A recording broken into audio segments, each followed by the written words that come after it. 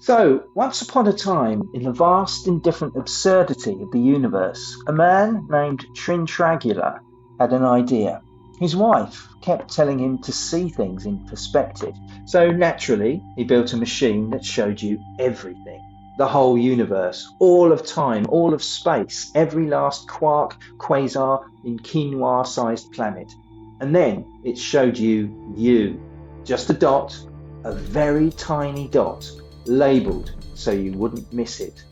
That, friends, is the Total Perspective Vortex, a device from Douglas Adams's Hitchhiker's Guide to the Galaxy that exists solely to obliterate your ego with ruthless cosmic scale. It doesn't shoot lasers or explode stars, it just annihilates your sense of self, and it does it instantly, elegantly, fatally.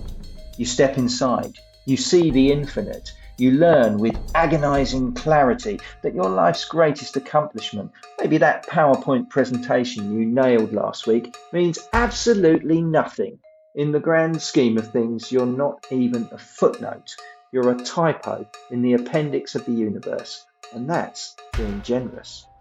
Now, Trintragula didn't build the vortex for science or glory. He built it to win an argument with his wife, which is, let's be honest, the most relatable motivation in all of science fiction. But the vortex didn't just stay a domestic gimmick, it became a weapon, a philosophical torture chamber. Victims went in curious and came out, well, they didn't come out, because once you've seen the full scale of existence and your irrelevance to it, you don't really bounce back. You don't update your resume. You curl into a ball, scream into the void, and expire. Except, of course, for Zaphod Beeblebrox. Zaphod, 2 heads, 3 egos, 0 self-awareness, was shoved into the vortex as punishment. Everyone expected him to emerge a broken man, but he didn't. He strutted out more smug than ever, proudly declaring, "I really am a great guy." And the punchline? The vortex he entered had been rigged. It showed him a fake universe, one where he was the most important being in existence, and honestly, he didn't notice the difference. That's the beauty of the Total Perspective Vortex. It isn't just a gag, it's a philosophy wearing a funny hat. It's Adam's scalpel-sharp critique of ego, vanity, and the delusions we cling to just to get through the day. We like to think we matter, that we're central, that our latte preferences say something profound about our identity.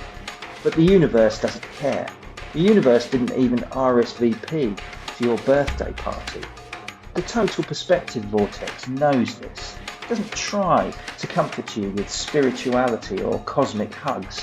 It just holds up a mirror, and behind you, stretching out into forever, is everything. Stars being born, stars dying, black holes feasting, planets colliding, and somewhere in a microscopic blip on a digital map, there's you, scrolling TikTok. Now, sure, some real-world parallels exist. Astronauts like to talk about the overview effect, that overwhelming feeling when you see Earth from orbit and realise how fragile and small it is. Carl Sagan's pale blue dot hits similar notes, but those are gentle nudges. The Total Perspective Vortex is a brick to the face of your self-importance. And in today's world, where algorithms constantly remind you how special and important you are to advertisers, maybe we need the vortex. Maybe we need a machine that says, actually, you're not the main character. Because here's the twist. Being insignificant isn't tragic, it's liberating. If nothing you do really matters on a cosmic scale, you're free to stop trying so hard, free to laugh, free to eat the cake, free to be kind for no reason at all. Douglas Adams didn't give us the vortex to scare us. He gave it to us to mock us lovingly, to remind us that yes, the universe is vast, cold and uncaring, but it's also hilarious. And if you can laugh at your own insignificance, you've already beaten the machine.